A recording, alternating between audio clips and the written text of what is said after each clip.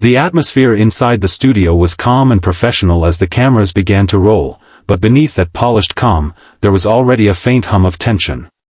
Lorraine Kelly, as always, was radiant, seated at her usual spot with her notes neatly stacked, ready to interview one of Britain's most admired actors. Colin Firth had agreed to appear live to promote his new film, a rare event since he generally avoided talk shows. The crew expected a refined, quiet conversation, full of laughter and anecdotes about cinema. No one could have predicted that by the end of the segment, the headlines would read of confrontation and a storm no one saw coming. When Colin entered, the audience clapped warmly. He smiled in acknowledgement, though his expression was guarded. Lorraine welcomed him with her trademark friendliness, thanking him for joining despite his busy schedule. "Always lovely to see you, Colin," she said. He nodded politely and replied, "Thank you for having me, Lorraine." The first few minutes went smoothly. They discussed his early career, his transformation into a global icon, and his humble reflections on fame. Everything was light and charming, the way morning television should be. Then, Lorraine, following a note from her producer, brought up a question about his divorce and his rumored struggles with the pressures of fame. The silence that followed her question was brief but electric. Colin's smile froze, his eyes lowering slightly before he replied, "I didn't realize we were going there." Lorraine's tone softened, "It's something people are curious about, but only if you're comfortable sharing." He adjusted his tie and gave a tight smile. "I think the work speaks for itself," he said, his voice edged with irritation. The audience laughed nervously, unsure if it was a joke. Lorraine tried to pivot quickly, but Colin added, "I agreed to talk about my film, not to dissect my private life." The warmth in his voice had vanished, replaced by a slow, simmering anger. Lorraine, always poised, attempted to calm the moment. "Of course, I understand," she said, "but it's part of your story, isn't it? How life and art sometimes overlap." Colin's expression darkened. "I'm not a story," he said sharply. "I'm a person who acts in them." The line landed hard, cutting through the studio air like a blade. Lorraine blinked, surprised, then smiled gently to keep the energy light. "You've always been so honest about your craft," she said. "I think people just find comfort in how human you are." Colin sighed, running a hand through his hair. "Honesty doesn't mean exposure, Lorraine," he replied. The exchange unsettled the audience, who watched in uncomfortable silence. Lorraine tried to move back to safer ground, asking about his creative process, but the tone had already shifted. Colin's answers grew clipped, his body language tense. Then Lorraine mentioned his decision to temporarily step back from acting the year before, hinting that it might have been linked to emotional burnout. "Would you say that time away was a way to heal?" she asked kindly. Colin laughed quietly, but it wasn't a pleasant sound. "Heal," he repeated. "I didn't need to heal. I needed space, from people assuming they knew what I felt." That statement drew murmurs from the audience. Lorraine's professionalism never wavered, though her eyes revealed a flicker of discomfort. "I can only imagine how difficult constant public attention can be," she said, "but you've inspired so many by being open about your challenges." Colin's tone turned sharp again. "I haven't been open," he interrupted. "I've been careful. There's a difference. You in the media don't see boundaries, and then you call it honesty when we defend ourselves." Lorraine looked briefly to her producers for guidance, but the conversation was now running beyond control. Trying to diffuse the tension, she smiled and said, "I think what people love most about you is how real you are." Colin gave a short, bitter laugh. "Real?" he said. "Do you know how exhausting it is being expected to be real for entertainment?" The audience shifted uneasily. Lorraine opened her mouth to respond, but he continued, "You want authenticity, but you script every moment of it. It's not real, it's consumption." For the first time, Lorraine seemed genuinely lost for words. She set down her cue cards, her calm beginning to falter.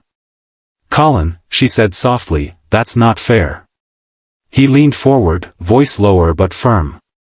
"Fair," he said. Fair is being asked about my work, not my wounds. The producers signaled to Lorraine to move on, but Colin wasn't finished.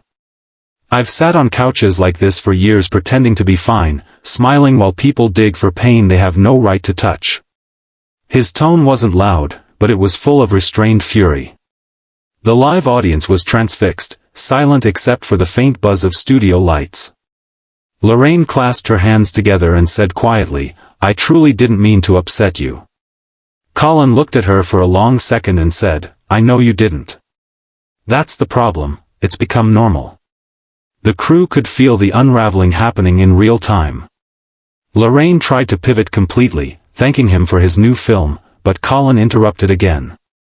"This isn't about my film anymore, is it?" he said bitterly. "This is about a man you want to humanize for ratings." Lorraine's patience was beginning to thin. "Colin, please," she said, her voice still even but firmer now. "This is a show people love because it's about kindness and connection." He shook his head. "Connection without consent isn't kindness," he said. "It's performance disguised as empathy." The words landed heavily, and the control room went quiet, unsure whether to cut or continue. At that point, Lorraine's producer's voice came through her earpiece urging her to move to a commercial, but she held her ground. "Colin," she said gently, "I think emotions are running high. Maybe we can take a short break."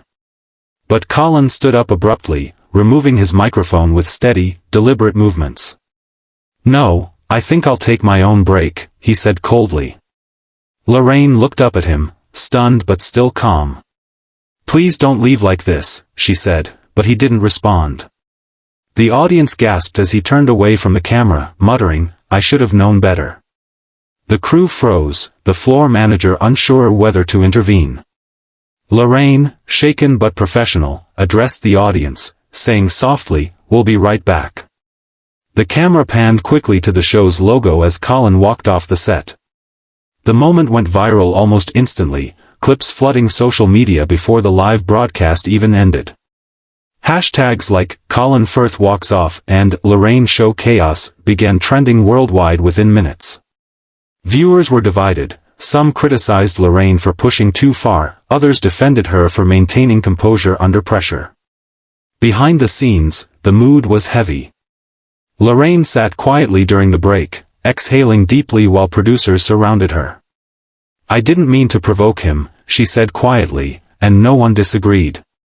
Colin's car left the network parking lot minutes later, leaving behind an echo of tension that lingered long after the cameras stopped rolling. The show resumed later with Lorraine apologizing gently to viewers, saying, "Live television can surprise you, and emotions can be unpredictable. We wish Colin all the best." Her voice trembled only slightly, but it was enough for viewers to sense her hurt. By the afternoon, news outlets had already picked up the story. Headlines varied, some sympathetic, others sensational. Firth storms off Lorraine's set dominated social feeds. Critics analyzed every frame, body language experts weighed in on what it revealed, and fans debated whether the host had crossed a line or simply asked what any interviewer would. Lorraine's reputation for warmth largely shielded her from backlash, but Colin's silence in the following days only deepened the mystery. 3 days later, a short statement appeared on Colin's official page. "Interviews should illuminate art, not expose wounds," it read. "I reacted emotionally, and I regret the scene, but I stand by my belief that privacy matters." The message was brief but thoughtful, and it helped temper the firestorm. Lorraine responded live the next morning, saying, "I have great respect for Colin. Sometimes people are just raw, and that's okay. We all have our limits." The exchange, though indirect, felt like closure, two professionals acknowledging a human moment in a space that often forgets humanity.